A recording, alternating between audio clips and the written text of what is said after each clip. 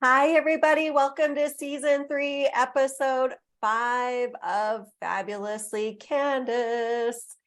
And before I introduce our fabulous guest today, I just have to say that I bought jelly shoes from melissa.com. And I had jelly shoes in 1986. I was 12. And I haven't had them since, and they smell so good. So for those of you autistic folks out there that like sensory stimulation, well, who doesn't that's autistic? What am I saying? What I struggle with is I just want to smell my shoes all the time. So Aly, after I introduce you, we're going to probably have to talk about that because I'm wearing them today and I just want to smell them. They smell so good. But I also want to say, so random, but for folks listening, this is just part of my brain and really my ADHD brain. 5 minutes before I'm supposed to get on today, I decided it was necessary to clean out my purse. So I just want to say that this is the story of our life behind the scenes, right? And lastly, Aly, before I introduce you, people know Aly though, I will say, because you've been on before. Hey, I just got back on Instagram for Namaste. It's a visual stim nightmare. I just want to say it's a visual stim nightmare. And why? Because I'm obsessed with it. So I've got to figure out how to navigate that. But I'm sure other people can relate to that struggle with visual stim, and especially on social media. Holy cow. With that being said, welcome, Aly Dearborn. Welcome back. Yay. So happy to be with you again, Candice. Yes, I love this. We have become good friends, and so much has happened since you came on the first time. So let me just give you another shout out. You've been licensed for nearly 15 years. You're an expert in treating women with complex trauma and various addictive behavior. You've been on a lifelong quest to better understand yourself and to discover your autism earlier. And you discovered your autism earlier this year. We've talked about that. And it actually last year, but it actually has really catalyzed all you're doing. I mean, I would say it's completely switched your practice and your focus in working with autistic women and really getting the word out there to clinicians and medical providers and other professionals on what autism in females looks like and how can we assess accurately so that we can provide proper and appropriate treatment. So with that, welcome back. Yes, and we got to do I think, like incredible work in starting that information flow within the IITAP community for sure. So we did. So IITAP is the International Institute for Trauma and Addiction Professionals, IITAP. And I'm just going to read the title of our presentation. So Aly and I in April, at the end of April, gosh, time flies, presented on Love Addicted or Seeking Safety, Accurately Assessing and Treating Autistic Females with Symptoms of Trauma, Sex, and Love Addiction in both inpatient and outpatient settings. And it was a huge success. It was, yes. I've had so much anxiety going into it because it had been a while since I had done any sort of formal professional presentation. But as soon as we started going, Candice, it was like just fun. You know, I just deeply believe in the information and the importance of it, and was really touched by the cues of safety that I noted in the room, just people smiling and nodding along, and really just the tone in the room to me felt just very honoring, and like there was genuine curiosity, and I just find that so meaningful. Well, and I love that you just said that for folks that are listening, because here we are, professionals. Again, we have learned to mask for so many decades, both of us autistic, coming out in our, I mean, they knew, like the audience members knew, but we had Deborah Kaplan, who's a big name in our field, you know, she's all about financial infidelity. And then we had Jenna Ramirzma, who's a dear friend who wrote Altogether You and is the editor of Altogether Us, which I've been blessed to be an author in one of the chapters in. And we had Marnie Faree. Marnie Faree is a big name in our field who what kind of really took the lead for autistic, or not autistic, excuse me, females who came out as love and sex addicted decades ago, right? So among other amazing, we had other autistic individuals, both females, males in the room. It was just so beautiful to have so much support and really people from all over. So I feel like that just felt very honoring to me to see the familiar faces. And I loved how you said that in terms of cues of safety, because both of us were really anxious. I mean, I sang on the mic before. I'm so grateful to have witnessed that performance. Did a little bit of karaoke because that's also part of who we are, just really fun and spontaneous. But I really loved how you and I were able to dispel a lot of myths about autistic females. So I really want us to start there, Aly. Let's just dispel some myths. Maybe we talk about how, and we've done this before, but I do think it's worthwhile. So many of us are misdiagnosed as borderline. I know I was, you were given that diagnosis. I get that there's similarities, but my God. So let's start there with what is that about, Aly? Why are so many clinicians, instead of taking time to look at a neurological difference, just going for the borderline diagnosis? Oh, goodness. Yeah, there's so much work to be done here. And I think just with what we were able to accomplish in our kind of presentation talk, I mean, this to me was one of the primary things that I want people to come away with, you know, which is that because of the lack of understanding about female autism and its kind of presentation or kind of, you know, its observability by others, you know, and because I think there's a lot that's assumed about what it means to be autistic, like maybe that you're like, you know, anti-relational, like that you know, kind of like you're a solitary figure, you love being alone. And so it's like there's less consideration around kind of how the challenges within relationships can emerge. Yeah. Because, you know, so it's like, so I think there's a multitude of factors, but one being that, you know, the development, maintenance, you know, kind of the whole experience of relationships, having differences in the experiences of relationships is part of the diagnostic criteria for being autistic. But because the relationships maybe are colored, like in my own past experience, and we've touched on this together, you know, with like a lot of confusion, and then with the rejection sensitive dysphoria that ADHDers or autistics also experience, which is essentially from the nervous system standpoint, like a very quick collapse, you know, where you ride through all layers of your polyvagal ladder, according to, you know, Deb Dana's work, and you end up in, you know, dorsal, like total despair, which can be triggering for self-harming behaviors such as, you know, I used to hit myself, I would have suicide attempts, you know, multiple, especially through my adolescence.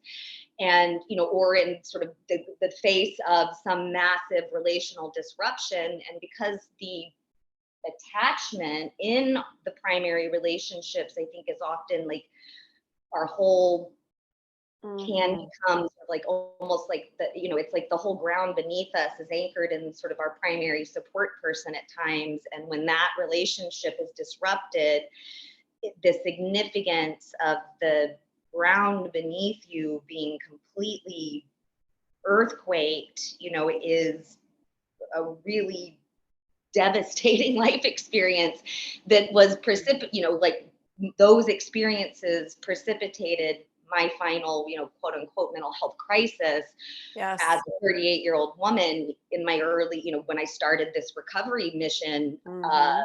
And that is something that's also very common, but because we have so little understanding about autistic people and autistic females specifically, I think when clinicians see challenging, chaotic relationships and then self-harming attempts, it just blings to they must be borderline, while missing there are so many other kind of components here to assess.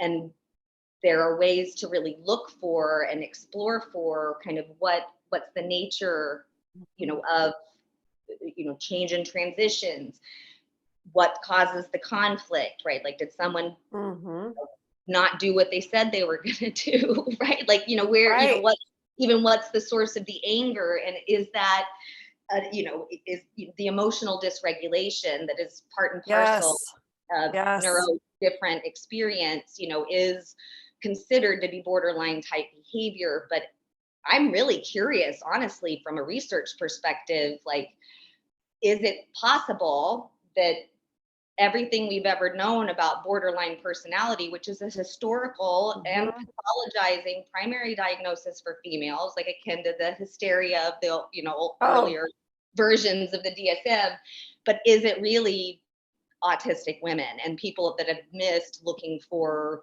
some of the other criteria, like repetitive behaviors or the sensory sensitivity, right? Or the thinking patterns.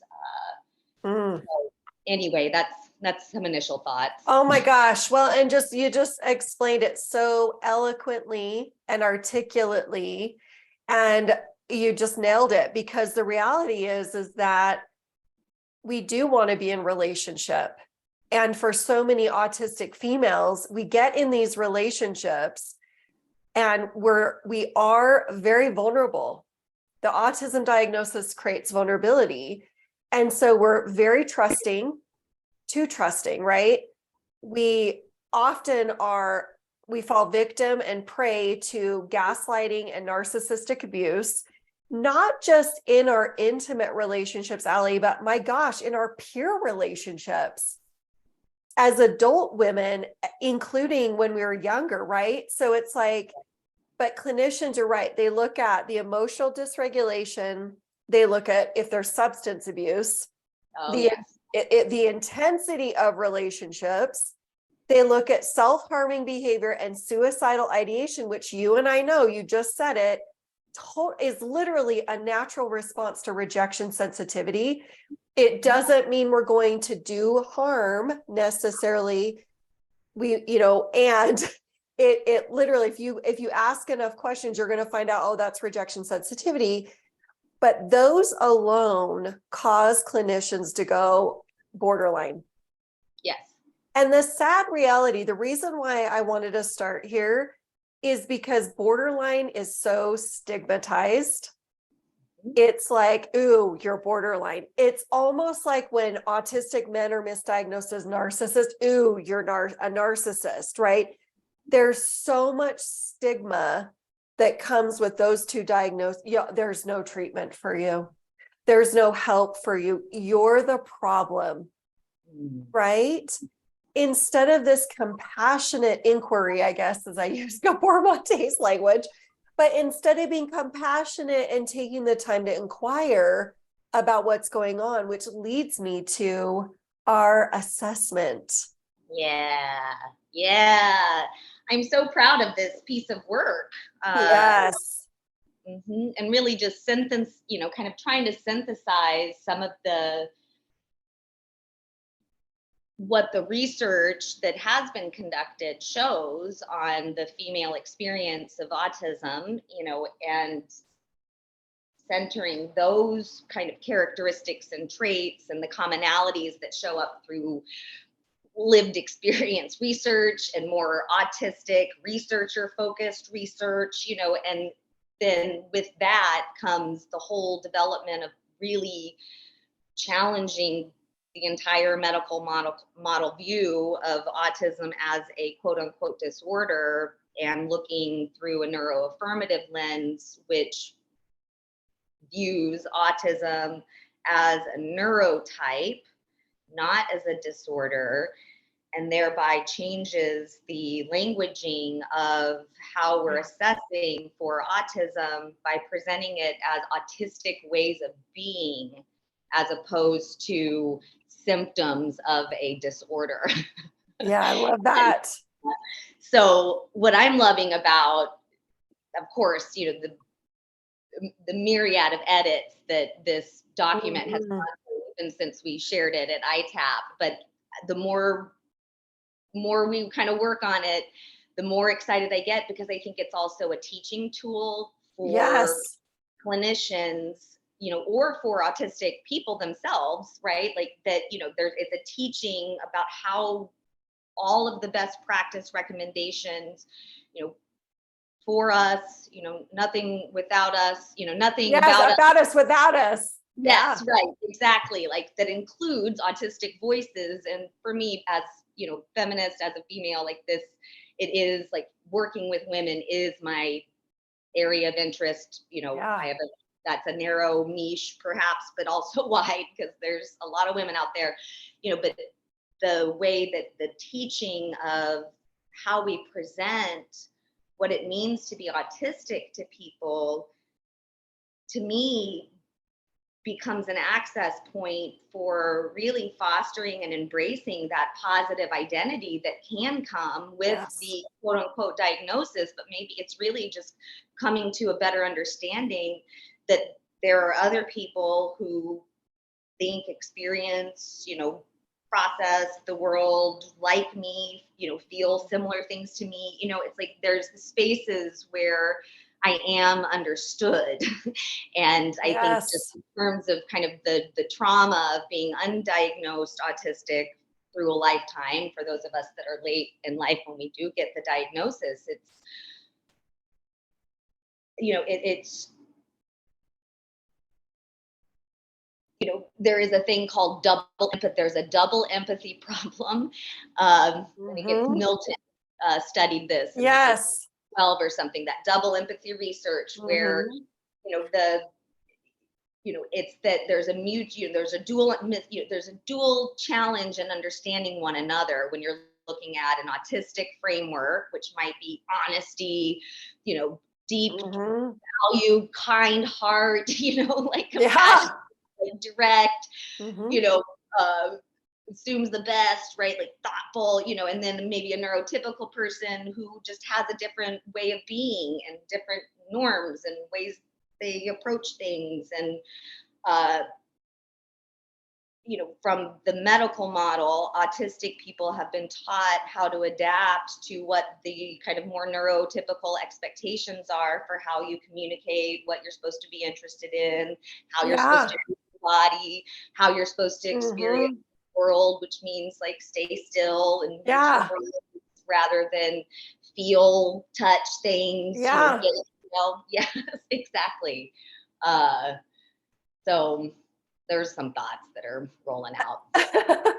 Well, I love it. And you know, what we did, which I think is so beautiful, is we started out by looking at the assessments that were out there, right?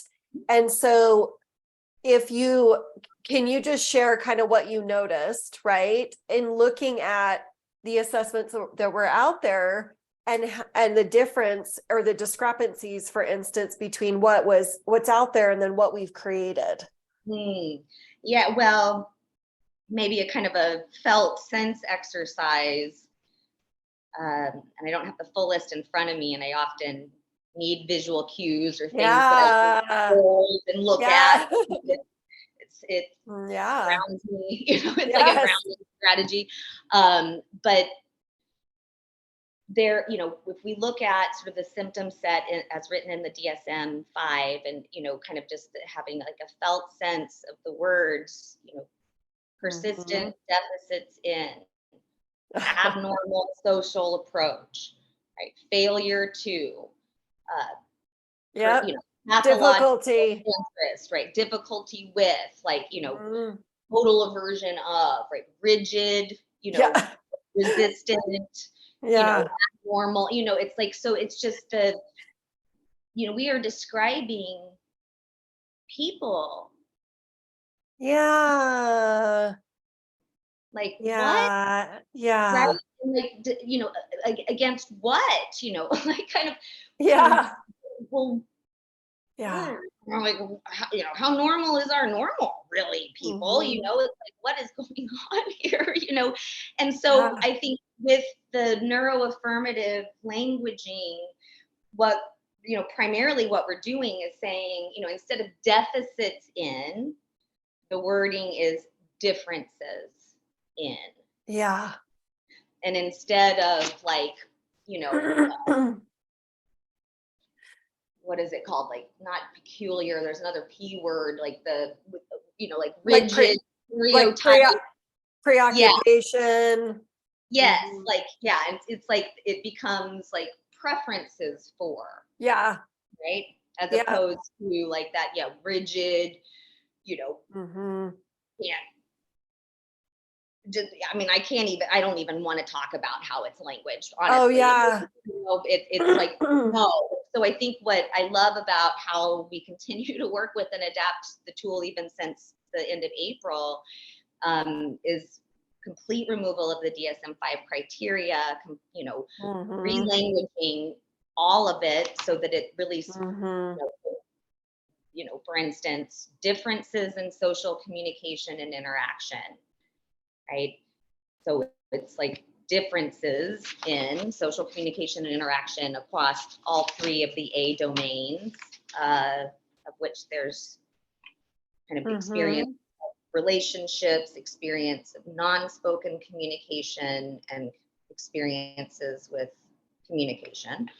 And then for B, it's preferences for calming or energizing or balancing movements or activities, tasks, special interests, and or sensory experiences. And so we're looking at really normalizing the way that an autistic, you know, or kind of, you know, neurodifferent system regulates itself is through use of movement, use of objects, right?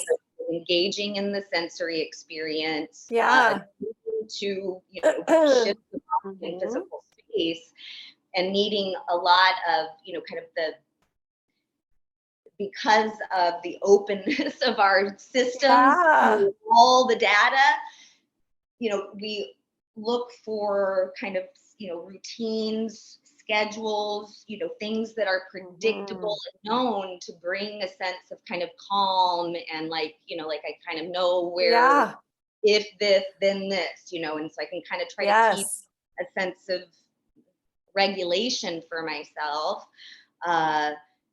which is very different than calling me rigid, right? Yes. Or another person. So yes. Oh my gosh. I just love this conversation. I had the opportunity to educate a medical provider who assessed one of our autistic clients for a ketamine assisted therapy, because we've started ketamine assisted psychotherapy at Namaste. And what I appreciate first about the medical provider is he stayed very open and curious to my response to his microaggressions against this autistic individual. Now, he did not intend it to be a microaggression. I want to say that, but intention doesn't equal impact. And made a comment that I just thought, okay, so, you know, oh, you know, he is, you know, this rigidity, And I said, so that's actually a part of him. If we talk about internal family systems, and software is a part. This is what Meg and I wrote in our chapter, A Neuro-Inclusive Approach to IFS, which is our hardware, what's going on with our brain is over here, and then the software is here. And so this assumption that, you know, all autistic people are rigid, right? That deficit language. And so I just shared with him, because he was talking about this sweet individual who had just landed, basically come out of the journey, and he had a protector part come forward. And so it wasn't that his autistic brain was being rigid, it was that he came back into embodiment. And as we know, what can happen in the autonomic nervous system is, sympathetic, right? So there's that hardware, and then a part came forward to protect, right? So I guess my point in saying that is that just how important it is that we get this education out there, because there are so many well-intended medical providers and clinicians who are going off the DSM, which people, I will say this, neurological differences should not be in a diagnostic manual where the focus is on disorder. It is not a disorder. When I hear people say this is a mental illness, when I hear people say, including providers, autistic people can flip a switch and they're taking time bomb, and okay, we're not psychopaths. Like, who are you talking about? It's so deficit based. So getting back to our assessment, you and I were really inspired by this awareness that we've got to change the language. And so we just took the brave jump last week when we were in edits and said, let's ditch the D's, let's ditch the disorders, let's ditch the DSM language. Let's do it our way and get people in this mindset that, hey, it's a difference in. So if you get a diagnosis of autism through this assessment with us, we're looking at it as a difference, which I'll be honest, when I did I used our tool earlier this week with an autistic female as I was doing, the screening. And I noticed my brain having to switch because I have almost 20 years of being trained on a model that is very disorder and deficit based. And so I had to really look at it as, hey, she's getting this. She fits all the criteria. Holy cow, like check the box when we went into detail of each section, which we're going to get into here in a minute. She fit every single one. And I had to look at it as, and even my language with her, I said the DSM is going to call these deficits. We're looking at them as differences. So I, kind of made that disclaimer up to get her brain also thinking of that in terms of, a difference, because what she and I were thinking, well, who cares if it's a difference in how we communicate? What's the issue? But sadly, for a diagnosis of autism, it's like, there has to be this, it's a deficit and there's a failure to, and it's, it's this persistent deficiency in, and it's just this rigid, like you said, it's all this language. So I just want to point that out, that for folks that are going to be having access to our assessment here in the very near future, you got to really change the way your brain has been thinking if you're a medical provider, a mental health provider, because we're not using the language that the DSM has used. We're just not going to use it. We're ditching the D's. Yes. Yeah. And there's some really beautiful guidance from Hartman and her team in the Adult Autism Assessment Handbook that I really think it's very considerate. It's considerately written in the sense that, just like you're saying here, Candice, that, it's internalized ableism, really, kind of like these beliefs, since autism had been identified back in the 40s and studied, it's been something that's extraordinary. You talk about stigma around borderline personality, like there's like an extraordinary stigma around what it means to be autistic, like that, because the presentation in pop culture media has been so geared towards like really, not showing the wide spectrum in which autism can present. Yes. It's a very narrow slice lens on, like your mathematical genius, person, yes. And male-bodied person. And then, well, what about the rest of us that don't think, would never have identified? Because, and I think this is interesting, even just clinically speaking,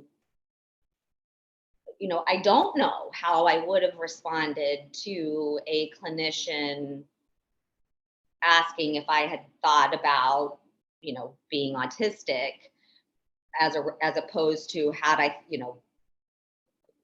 have I thought about being borderline personality? It's like both things come with some degree of stigma, Mhm. and it's only been through the investigation of what autism actually means in more recent literature that's coming out, by autistic people. And it's like, Yeah. oh, I can totally relate to this. Yes, this is me. And it like felt in a very different way than, for instance, the borderline personality, which felt like being misunderstood, another way in which I'm being Mhm. misunderstood. Whereas the autism diagnosis, even reading it in the DSM, which took a lot of 150 hours of continuing ed on like what does Mhm. this mean? And like, oh, now I can identify with these things because there's other ways that this shows up, and it's really so much more about kind of the inner experience than it is Yeah. necessarily about what is going on the outside. Mhm. And I think there's so much that that intersects here with my own other interests around, like kind of how we're socialized, and then sort of ideas coming out of more of the trauma and addiction field of, codependency, and contrasting like that codependency model with kind of this idea of masking, and, I just think that this is where it's such a cool place in the field to really advance, Yes. what actually matters for autistic people and our well-being, and I think for women specifically, and we presented on this in our talk, but one of the things that just really is my, probably kind of, if I had to nutshell a life passion, it's like protection of women and girls, and sexual violence being a very big uh, part of that kind of, work and desire to correct. And the experiences of victimization that can occur throughout someone's lifetime, really means there's something else that we need to be doing to help foster, Mhm. Yeah, safety and well-being. And like, if we, absolutely. and I don't, yeah, like, so that just, there's so much more we can do once we have identified kind of how autism can show up, in female people, Mhm. and what those specific needs are, and regarding kind of, yeah, coming in. And I think a lot of it is about healthy Yeah, relationships education, and things that maybe were I not agree. modeled when in our family systems, particularly Yeah. coming to a late diagnosis, you realize maybe Mhm. your family was also somewhere neurodifferent on the Mhm. neurodifferent spectrum. And Mhm. okay, there, it's like intergenerational looking back, but like that Truly. teaches about like what is, you know, like from an inner affirmed like nervous system. Like I think this is where my polyvagal theory stuff is. It's like, what brings me ventral, which might not what brings everybody else to ventral. I might find Mhm. ventral with my moss garden, and you find ventral, like going to a party, right? Like, Yeah, it's with like, my jelly shoes, smelling my jelly yeah, shoes. yeah, exactly. Mhm. Yeah, yeah, or like, right. It's like I want, it's like smelling the shoes Yeah. instead of, Yeah. it's like, yeah, looking Yeah. at it I and know. feeling I don't want to wear them. I just want to smell them. They make me feel good. But you it. said some really important things, in terms of, so we do the assessment and then we can't just stop there. We Right. can't just go into treatment that looks like the non-autistic treatment approach. We've got to look at providing support for healthy, the word is relative, but relationships, especially if you come from a religious background where there's a lot of shame around sexuality and intimacy. And we've got a lot of young autistic people getting online. They're engaging with people sexually. They don't know what's going on. So it's like, there's got to be support and education around that. There's got to be support about peer victimization, healthy boundaries, relational victimization. There's got to be support around communication of needs, wants, desires, How do you feel seen, known, heard, and understood? There's got to be a lot of support there. And so I love that our assessment is a beautiful starting point. And I also love that we created a long form, which you and I can get through. But for some, if we're handing it over to an autistic person to check, it can be incredibly overwhelming. I get it. I've got the brain. And so we're also creating a short form. We're in edits of that right now, which I'm excited about. And so do you feel comfortable maybe just going through and just throwing out some of the sections for folks as a teaser, Yeah. where there will be more questions in each of these sections where you can kind of take a deeper dive that look into the world of autistic females? Yes. Yes. So so the way we have this laid out is kind of presentation of the neuroaffirmative model for autism assessment, and then breaking down each of the criteria.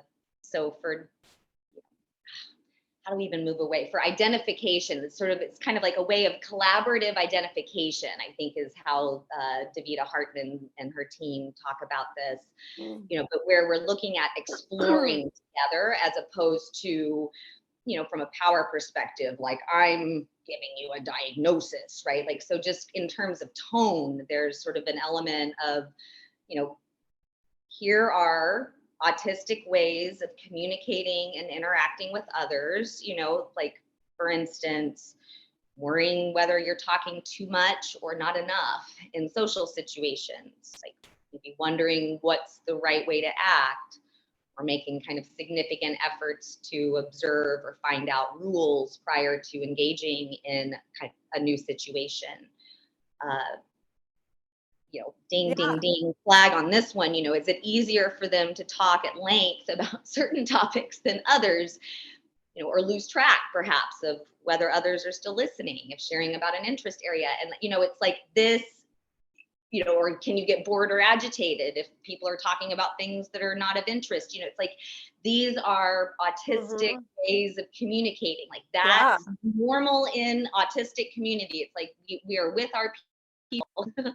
And I love that our relationship is we have similar special interests. We just talk and talk and be like, oh, download your wisdom, girl. Like, yes.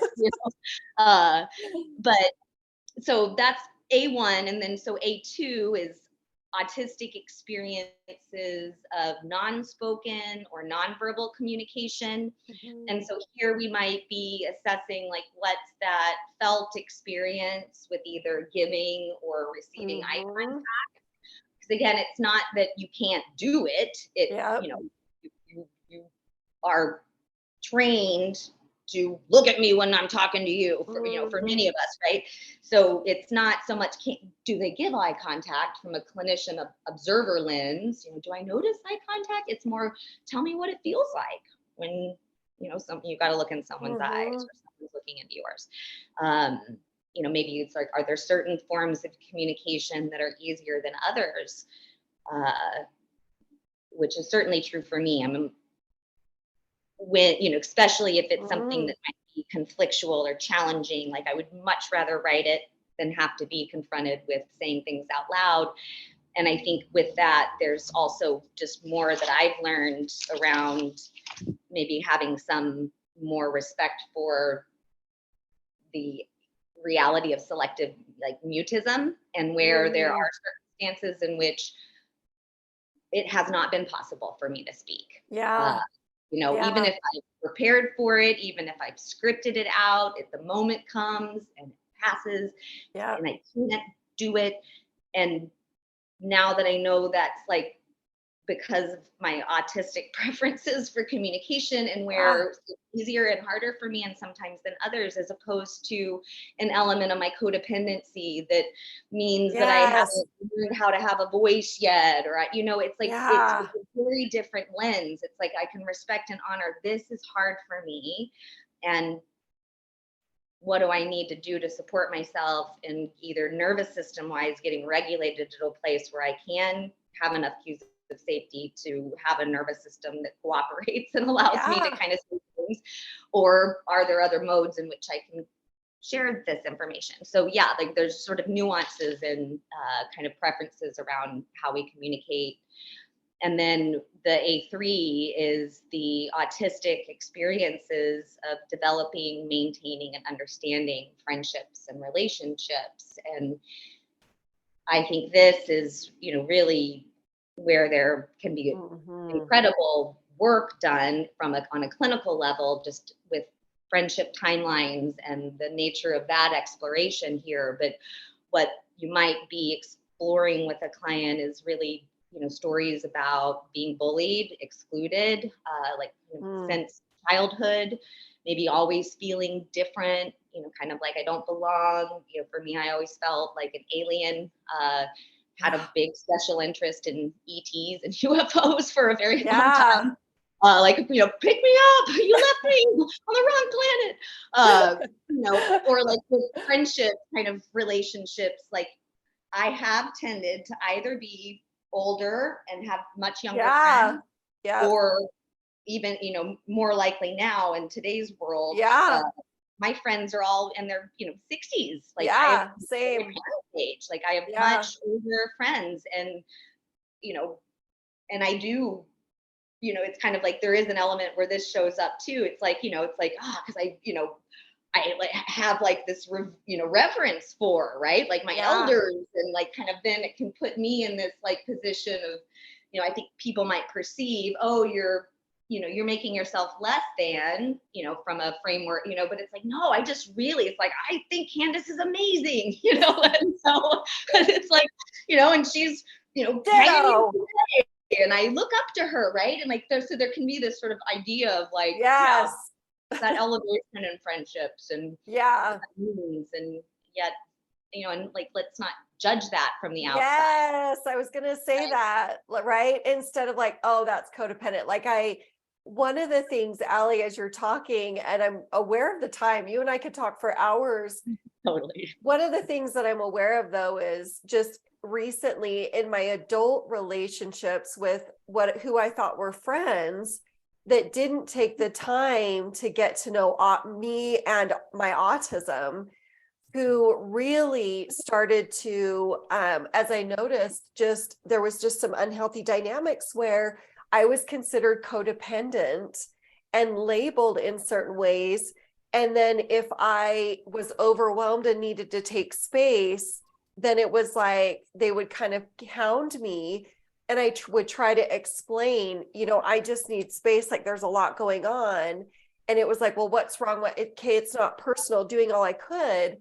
And then just even in one instance where there was just abuse, where it was like there was this manipulation, this, sitting right up in my face, staring at me like a narcissistic abuse, like that coercion, trying to intimidate me. And so I was able to have enough regulation in my system to get through that. But that awareness of these people they're not taking the time to understand, they're not being culturally sensitive to the culture of autism and neurodifference. I'm noticing that it is really dysregulating me to stay around them, and so I had to make some decisions there around that. But what happens a lot of times, if we're not aware of that, we just stay in it. So this is why that section on the assessment is so important, because I think people, when they're assessing, they just go, oh, were you bullied? Okay, move on to the next thing. But it's like, no, what really does that mean? What really does peer victimization for autistic people and autistic females look like? And then also relational victimization. Let's really get down to that brass tacks, and let's then really look at how can we actually support you in treatment planning around that. Yes. Instead of me changing the way I'm showing up, or I'm codependent, or I'm too needy, or I'm cold and distant. Oh, I just cut someone off. No, let's look at the trauma around that and maybe do some trauma work around why you had to end those relationships. And then let's really kind of break it down and look at how can we help you start to vet people in a way that keeps you safe. That is so important. Yes, like that, like the vetting, like bringing the level of discernment, right? Yes. like what actually makes a friend and can't, and I think Yes. especially like for women in recovery work for sex and love addiction, it's like that element of pacing, it's like over time, like how do I develop? Yes. What does that actually look like? What are the red flags? Oh my gosh. Yes. And can we develop some Yes. form of like, education that's actually like cohesive, because all of my education around those things has come piecemeal through the aftermath of crisis. And as a psychotherapist, right, like interested in studying to figure it all out, it's like, can we synthesize all of the information that we know about manipulative, abusive, predatory offender people, right, to kind of get like, these are red flags, of which charm, you're the greatest, like love bombing, right? Like there's Oh so my much gosh. like pretense that can Oh show my up gosh. and then you're caught completely off guard, but if you know, Yes. hey, if someone doesn't know me that well and I'm their sudden special everything, that's something I need to register Yes. as maybe a cue to examine, right? Like that might mean something other than what they're telling me. Like there might be something else going on, but I think I have needed like very directive information around how to detect potential manipulation Oh in my order gosh. to now have a way better idea Yes. of like, yeah, I don't want to be part of Yes. No, that, as same opposed here. to what did I do wrong? Right. Same Yeah. here. And I'm almost 50. And so it's like we can still fall victim to that. So as you were saying, love bombing, I was thinking of that, we're love bombed and then it's anger bombed, where it's Yes. like the switch flips. And so then we're like, whoa, wait, you just loved me a minute ago. And then how is it that in one text, all of a sudden I'm in trouble and I'm doing something wrong and I don't understand because I'm not seeing what's going on here, right? So I'm excited about our assessment. I want the world to know it's coming out into the world. We're hoping to get it into the appendix of the chapter that will be part of the book, All Together Us, that Jenna Ramirez edited, and then Dick Schwartz, the founder of IFS, did the foreword to. So we're super excited about. So stay tuned for that. And then Aly and I, oh my gosh, we'll be presenting for 4 hours. I'm so thankful for you. I think it's a week or two before I start my psychedelic program, my psychedelic assisted therapy program through CIIS. So we've got a lot coming to us for September, but those of you clinicians, medical providers, I don't actually think you have to be a certified sex addiction therapist to attend through IITAP.com. But if you follow either of us on social media, or you're just connected to us, feel free to email so that you can attend. It'll be 4 hours. We are going to take a deep dive into autistic females and really deep dive into this assessment. I will probably do a little bit of teasing out between what does it look like for autistic males versus females. So those of you that are curious and interested, anyway, stay tuned for that. So that's coming, I think it's September 14th, I'm guessing. Awesome. I am. So yeah, I'm so thankful to you, Aly. You're just a godsend in the world of autistic females and getting this word out there. And you've really inspired me to also up just my level of, I think, just awareness as to my own processes as an autistic woman, and just being really supportive and compassionate towards my autistic female clients. So thank you so much for all you're doing in the world and for being on Fabulously Candice. Yes, thank you for supporting me and my voice, and like kind of the what helps, right? Like someone that believes in you and says that's actually really important to say. Why don't you come on and talk about that? And we appreciate, just you and the space and the autistic clinicians in the world, right, that are like really change makers here, because we know like neuro affirming care is, oh my gosh, is where quality we are. Care. It's quality care. It's best practice. We've got to be doing it. We focus on all the other cultures. We've got to focus on cultures of neurotypes. Now's the time, 2023. So thank you, sweet friend. And I'll talk to you this afternoon. Yay. I'm glad I'll get to meet with you again. Take good care. Yeah, you too. I just want to say to the world that love is medicine. You are love. So please be tender with your sweet selves in this world that can be so challenging for all of us. I'm sending you so much love, so much compassion. And until next time, have a beautiful, beautiful day. Bye.